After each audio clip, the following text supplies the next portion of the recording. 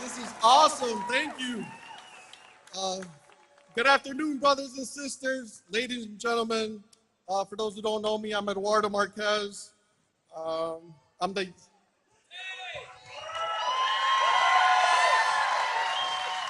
little bit about myself. I'm the youngest of 7 to immigrant parents, born in Chicago, where my father was a union carpenter.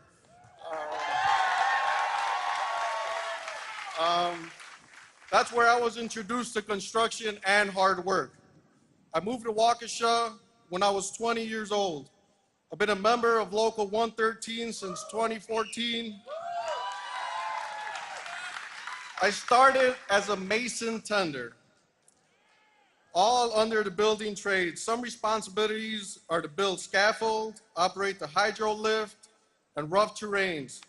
All of this I was trained and certified in our Union Training Center in DeForest, Wisconsin.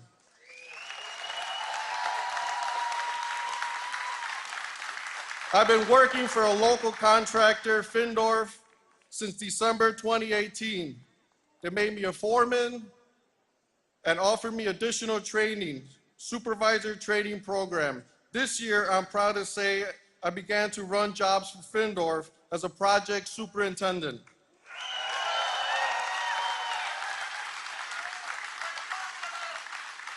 Right now, we're building a children's clinic. I'm married with 3 sons. Thanks to the union wages and benefits, my wife was able to be a stay-at-home mother for 6 years to raise our boys.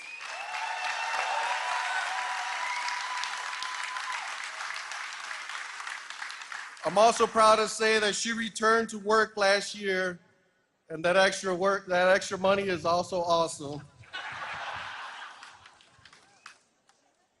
I know that President Biden pushed hard for the infrastructure bill that would create so many jobs for laborers to repair our bridges, water system, and many other things.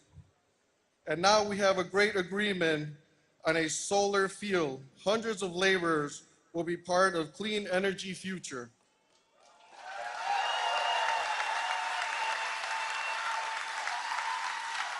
I'm so proud and honored to stand here today and say thank you, President Biden, for looking out for workers and our families.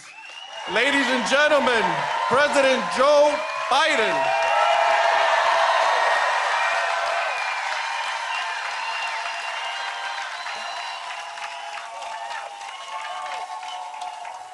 Hello, Milwaukee.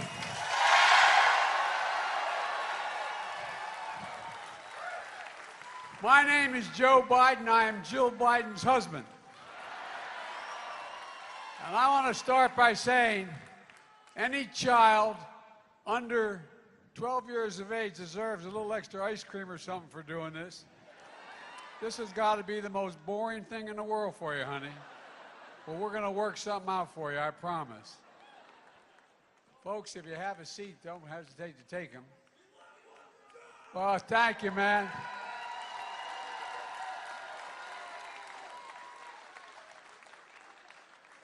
Well, you know, I think this is getting to be a pretty good year for a Labor Day.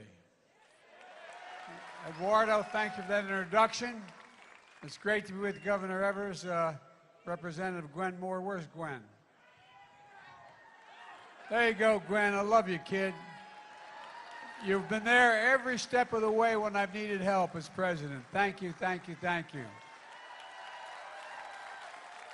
And Mayor Johnson, where's Mayor? Where's the mayor? There you go. You got those 2 beautiful girls and the son. I tell you what.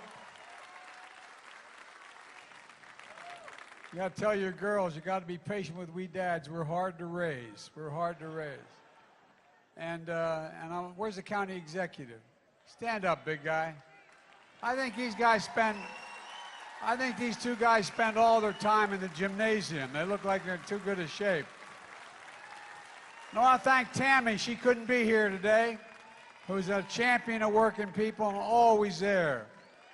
You know, and the same goes for Lieutenant Governor Mandela Barnes, who couldn't be here, but he's going to be your next United States Senator. Oh, he is. And I want to thank Liz Schuler for her fearless leadership of the AFL-CIO, and thanks to Pam for your leadership of the AFL-CIO here in Milwaukee. Thank you, thank you, thank you. Where is she? Back here. Okay, there you are, Pam. Okay, I wonder where everybody's sitting.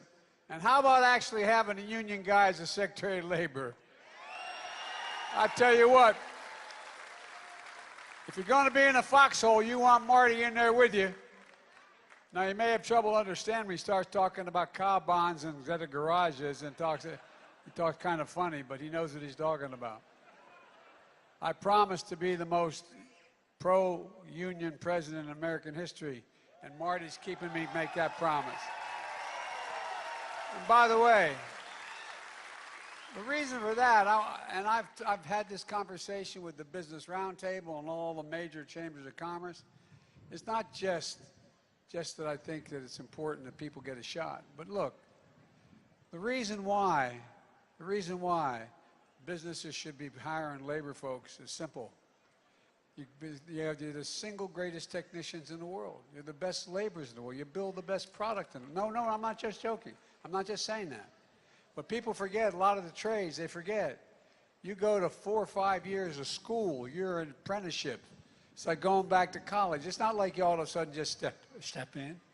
You build a better product, it lasts longer, and it's cheaper for the business, and it's better for the country. Look, folks, Labor Day is a special day in the country and here in Milwaukee. This is one of the biggest Labor Day events in America you all have here. And it's a special day to me as well. Because the fact of the matter here is I wouldn't be here without unions. Unions. Electricians, iron workers, letter carriers, teamsters, laborers, bricklayers, transit workers, plumbers and pipe fitters, steel workers. I wouldn't be here without cops, firefighters, teachers, nurses. I wouldn't be here without painters, pilots, auto workers, custodians, carpenters, grocery store workers, steel metal workers, and so many others. That's not a joke. That's not a joke. I got elected when I was 29 years old with the United States Senate and with a state that had recently been right to work. You know why? Because union labor endorsed me and fought for me. So the bad news for you all is I'm here because of you. Look, the middle class built America. Everybody knows that. But unions built the middle class. That's a fact. That's a fact. Look, folks, I believe we're at an inflection point in American history. I really mean that. It comes around every 5 or 6 generations. Well, inflection where one of those moments where everything's changing. Everything's changing. And we're going to have to ask whether we want to be a country that moves forward or backwards. We're going to build a future, or we're going to obsess about the past. I've said many times, we're the only country in the world that's come out of every crisis we ever faced stronger than we went in it. No other nation has done that. And we do it because we've been a nation of unity, of hope, of optimism. Not a nation of division and violence and hatred being preached by some others. I want to be very clear up front. Not every Republican is a MAGA Republican. Not every Republican embraces that extreme ideology. I know because I've been able to work with mainstream Republicans my whole career. But the extreme MAGA Republicans in Congress have chosen to go backwards, full of anger, violence, hate, and division. But together, we can and we must choose a different path. Forward. No, I really mean it. We have to. a future of unity, of hope, of optimism. We're going to choose to build a better America, a better America. There's no question it's been a hard few years, but we've come a long way. Today, COVID no longer controls our lives. More Americans are working any time than all of American history. Last year, more people applied to start small business than any year in history. But it didn't just happen. We never gave up. We never gave in. And we are delivering for working and middle-class Americans now. Now.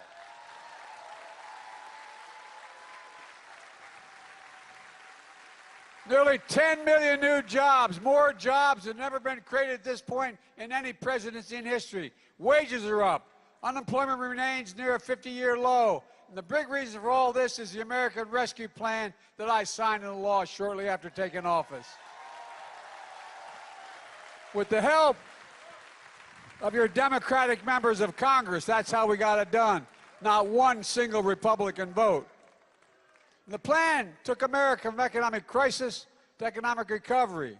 And here in Wisconsin, your governor and your mayor of Milwaukee used that money like it's supposed to be used, keeping city workers on the job in the face of rising costs, keeping streets safe by fixing streetlights, training 130 new firefighters, helping hire close to 200 more police officers. Not a single Republican voted for that, not one single one. Every single Republican in Congress in this state voted against that funding. So let me remind you, no, I really mean it. Let me remind you, what else is in that American Rescue Plan? A thing called the Butch-Lewis Act. Now look, for too long, most Americans don't know what that means. Those of you who have been driving trucks from factories to stores, bagging our groceries, building our buildings, bridges, roads, so much more. And with each paycheck you earn, the employees put money into that pension plan. But some companies didn't set aside enough money to pay for those plans. And as a result, hundreds of pensions, 2 to 3 million workers and retirees were going insolvent. Millions of retirees are at risk of losing their retirement security through no fault of your own. So with the American Rescue Plan, we passed the Butch-Lewis Act to protect pensions all of you work so damn hard for. Pensions you sacrificed for. And retirement would be a little like losing your Social Security and your Medicare. It's one of the most significant achievements union workers and retirees, for union workers and retirees in over 50 years. And I'll say it again, not a single Republican congressman voted to protect your pensions. Not one. And by the way, I know a lot of them wanted to vote for it. They're afraid of losing primaries in this new Republican Party.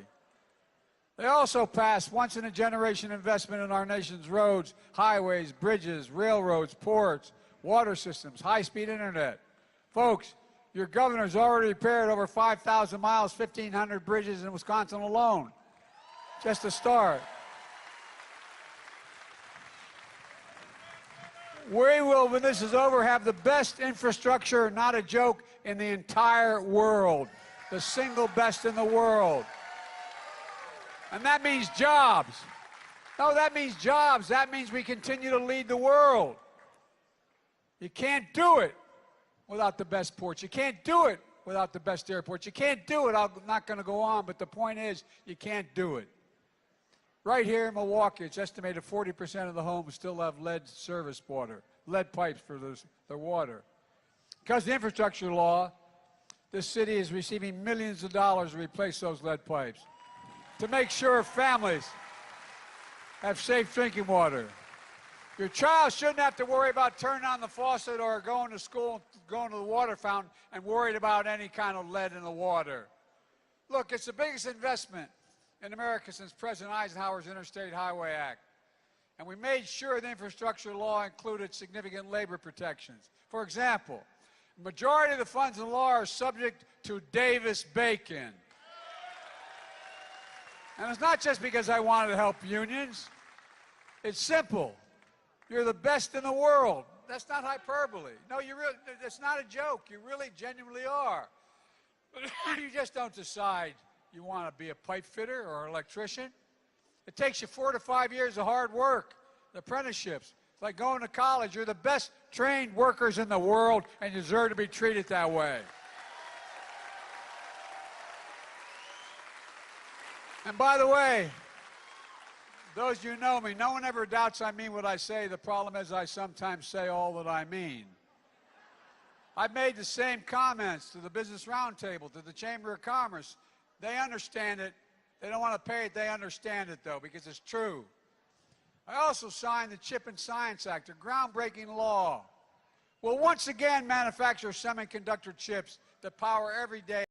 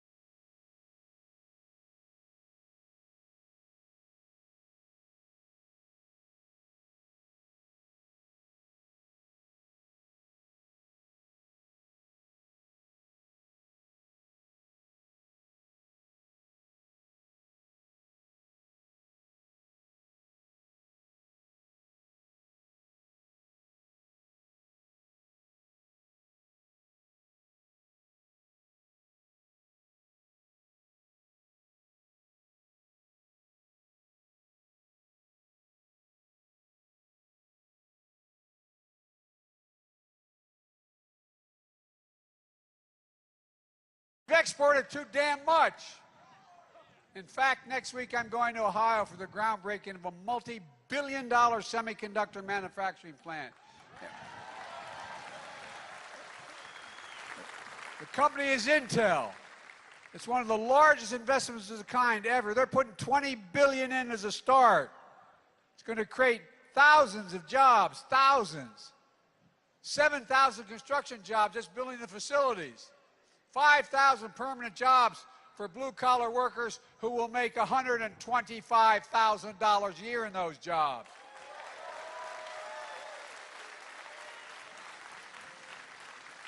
And by the way, if you take a look, manufacturers all over the world are coming to the United States, from Korea, from Japan, from all over the world. Why? You know why the head of the outfit out of Korea told me they're coming here? Because we have the safest environment and the best workers in the world.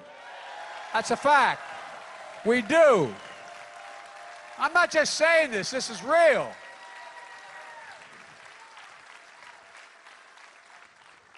Look, folks, it means we're going to build the future in America, with American workers, in American factories, using American-made products. Look,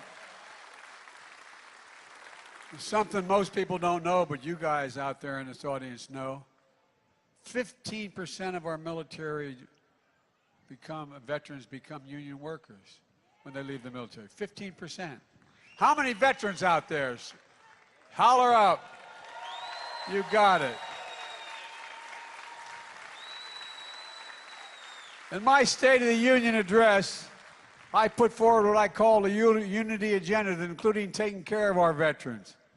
Look, we have a lot of responsibilities, but only one sacred responsibility, not a joke. And I mean this from the bottom of my heart, and I've said it from the first day I entered politics. We have an obligation to equip those we send into harm's way and care for them and their families when they come home, both their families. Especially our veterans who have been exposed to toxic burn pits like my son, those pits the size of football fields, 8, 9, 10 feet deep in Afghanistan and Iraq. I was in and out of those countries over 35 times in the middle of these wars as vice president. That incinerate wastes of war, tires, poisons, chemicals, jet fuel, so much more. A lot of people like my son had their hooch just probably 300, 500 yards from those pits. You could smell it, you could inhale it. Well, guess what? These poisonous fumes which came People came home with headaches, numbness, dizziness, cancer. I just signed what's called the PACT Act to take care of these veterans who need medical assistance and to provide for their families when they are gone.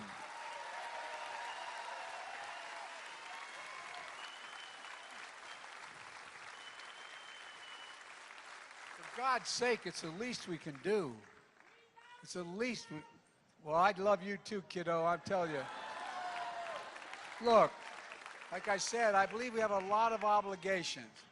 We have a lot of obligations, only one sacred obligation. That's to take care of those vets we send overseas and when they come home. No, I know, but I really mean it. And as I said, I just signed into law a historic Inflation Reduction Act. It wasn't easy to take on big drug companies, but we did. I've been fighting them since I got in Congress 180 years ago. You know, we pay more for prescription drugs in the United States of America than any major country in the world. Here in the United States, okay? There's no reason for it. For the last several decades, many of us have been trying to fix the problem. But for decades, Big Pharma tried to block giving lower drug prices for those on Medicare or anywhere else. For decades, Big Pharma won year in, year out because they owned chunks of the Congress, because they had to help, like your senior senator, Ron Johnson, who said, no, I want to say what he said. He said he opposed lowering drug costs because it would result in punishing the pharmaceutical industry. Bless me, Father, for I have sinned. I mean, come on, man. Not this year. We beat pharma this year. We beat pharma this year, and it mattered. We're going to change people's lives. We finally beat pharma. Now Medicare will have the power to negotiate lower prescription drug prices. We can guarantee no senior will have to pay more than $2,000 out of pocket for their drugs for the entire year, no matter whether the bill is $50,000, no more than $2,000, period. And if you're on Medicare and you have diabetes, your cost of insulin will be capped at $35.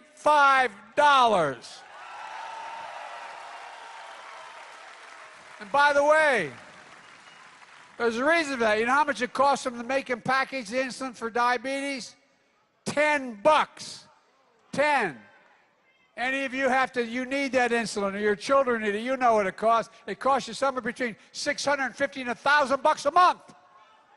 It's outrageous. Well, guess what? We also had in this bill of mine, we also had a provision that affected people who weren't on Medicare. But because of the leadership of your senior senator and others, it got defeated. But I'm coming back and getting it.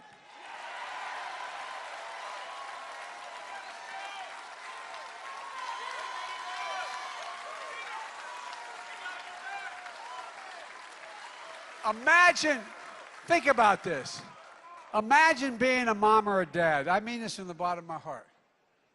Imagine being a mom or dad with a kid with type 2 diabetes, knowing you need that insulin, and you don't have the insurance. You can't pay for it. I'm not joking. Think about it. Think about how it'd rip your heart out. It's wrong. It's simply wrong, and we're going to end it. It costs $10 and you can make $35 if you want. That's it.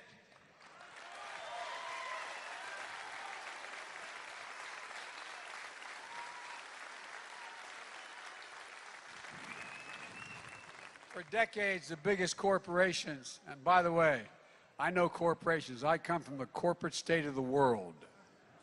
More corporations are incorporated in Delaware than every other nation, every other state in the country combined, okay? So I can write a doctrine on corporations.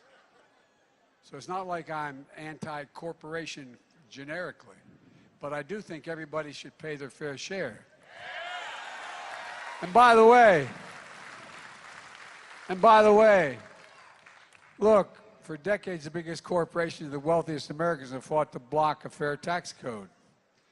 Republicans passed a $2 trillion tax cut, mainly benefiting the wealthiest corporations under the Trump administration. Put us, by the way, increase the debt by $2 trillion. Well, guess what?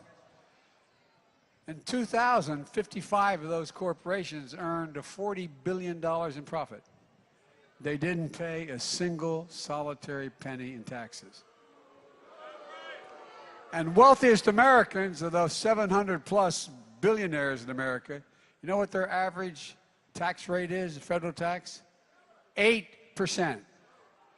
They pay more taxes than any one of you, fewer taxes than any one of you pay. It's not right. No, I mean, this is, it's just outrageous. Well, guess what? Guess what? I wasn't able to take care, anyway. If you're a cop, a teacher, firefighter, steelworker, a miner, you pay double that federal tax. It's just wrong. But this year, the American people won. Now big corporations have to pay at least a minimum tax of 15%, at least. The days of billion-dollar companies paying zero, they are over in America. And they know they can afford it. And while we're doing this, we're actually reducing the federal deficit. You know how they talk about responsible debt? The last guy left me with a giant deficit. Well, guess what? In my first year, I reduced the deficit by $350 billion. And you know how much? You know how much I'm reducing the deficit this year? $1,500,000,000 reduction in the deficit.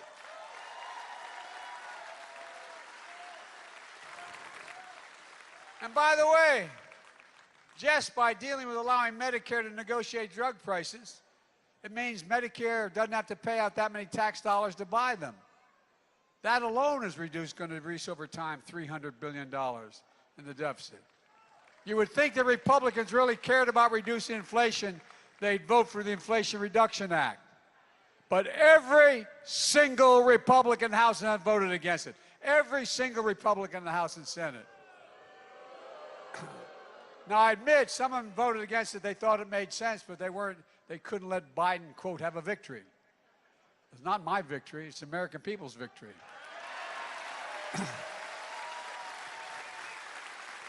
In spite of the fact that while doing all this, we lowered the deficit by $1.5 trillion this year. Here in America, every single Republican voted against lowering prescription drug prices, against lowering health care costs, against protecting your pensions, against lower energy costs, against creating good-paying jobs, against a fairer tax system. Every single one in the House and Senate. Every one. And one thing more. When Franklin D. Roosevelt signed the National Labor Relations Act, when it passed in the 30s, he didn't say it was okay to be a union. He said in the act it says we should encourage unions. Encourage. Well, I'm encouraging unions. That's what I've been doing from day one. It includes for public service sector workers in Wisconsin as well. Today, support for unions in this country is higher than it's been in nearly 60 years. Think about this. You guys know the numbers. Unions have more support today in America in public opinion than any time in 60 years. It's a key way to building the economy, to grow us from the bottom up and the middle out. I'm so sick and tired of trickle-down economics. I come from a family where my dad worked hard. He worked like hell. We lived a decent middle-class life. We lived in a 3-bedroom split-level home in a development that was the area was growing, with 4 kids and a grandpa. I sometimes wonder, anyway, I wonder, it was great for us, but those walls are thin. But all kidding aside, we did fine, no complaints. We did fine. But here's the point. The biggest contrast from what MAGA Republicans, the extreme right, the Trumpies, they want to go to Congress. These MAGA Republicans in Congress are coming for your Social Security as well. Now, by the way, as I said, you might think I'm making some of this stuff up. It's so outrageous. But here's the deal, guys. The Republicans, read the Republican campaign plan, the Senate campaign they put out this year. Go online and read it. Senator Rick Scott of Florida heads that campaign committee. It's all in black and white. I'm not making it up. You can go online and read it. They want to require Congress to vote on the future of Social Security, Medicare, and Medicaid every 5 years to decide whether they continue. No, every 5 years. They get to vote to change, to cut, to reduce, or entirely eliminate Social Security and other things. How does that make us feel? Knowing you guys, and then along, remember that song, Along Comes Joan? And then along comes Ron Johnson of Wisconsin.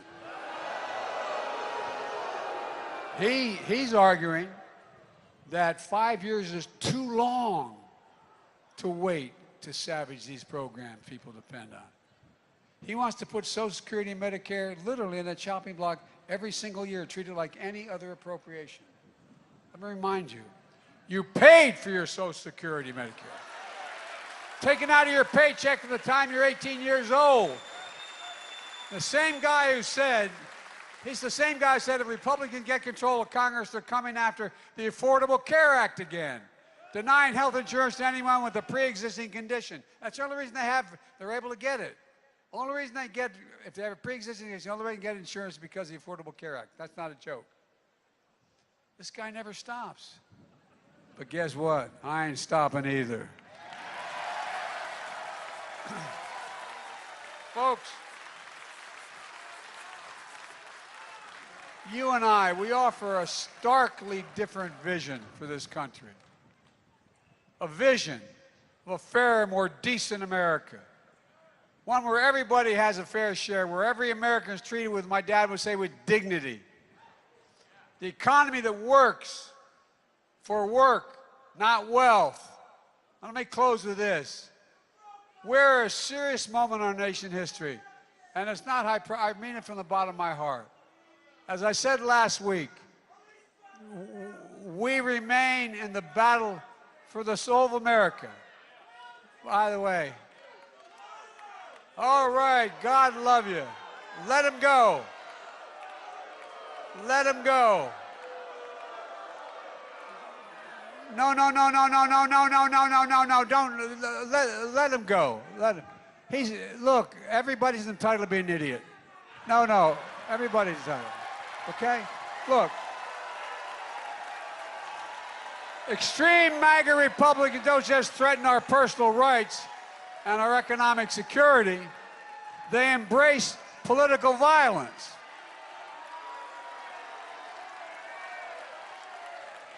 Look, the reason, I'm not talking all Republicans, I'm talking about these extreme MAGA Republicans. Think about it. Think about it. The definition of democracy is you accept the will of the people when the votes are honestly counted. These guys don't do it. Name me a democracy in the world where a leader argues to engage in violence. To this day, MAGA Republicans in Congress defend the mob that stormed the Capitol, and people died later. Senator Johnson said it was, by and large, a peaceful protest. Have you seen the videos, what happened that day? Listen to the stories of the members of both parties of Congress and the jeopardy they were put in. Cops attacked and assaulted, speared with flagpoles, sprayed with mace, stomped down, dragged, brutalized. Police lost their lives as a result of that day. And the MAGA Republicans and your senior senators said it was a peaceful protest. Folks, you can't be pro-insurrectionist. I'm being deadly earnest now.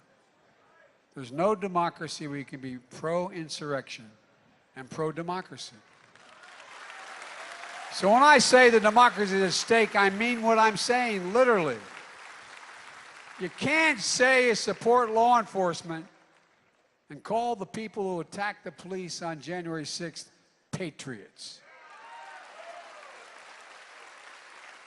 This was an attack on American democracy and all we stand for. Imagine if you go home this afternoon, turn on the television, and saw several thousand people storming the British Parliament, knocking down the doors, threatening their lives, trying to overthrow the election of the new Prime Minister, and people dying. What would you think? No, I'm being deadly earnest now. Honest to God, what would you think? You'd think this is not a democracy. Well, let me tell you something. Let me tell you something. This is why in this moment, those of you in this country, Democrats, Republicans, and mainstream Republicans and independents, we have to be stronger and more determined and more committed to saving American democracy than the MAGA Republicans and that guy Alcantara are destroying democracy. Because democracy is at stake. We've got to remember who we are.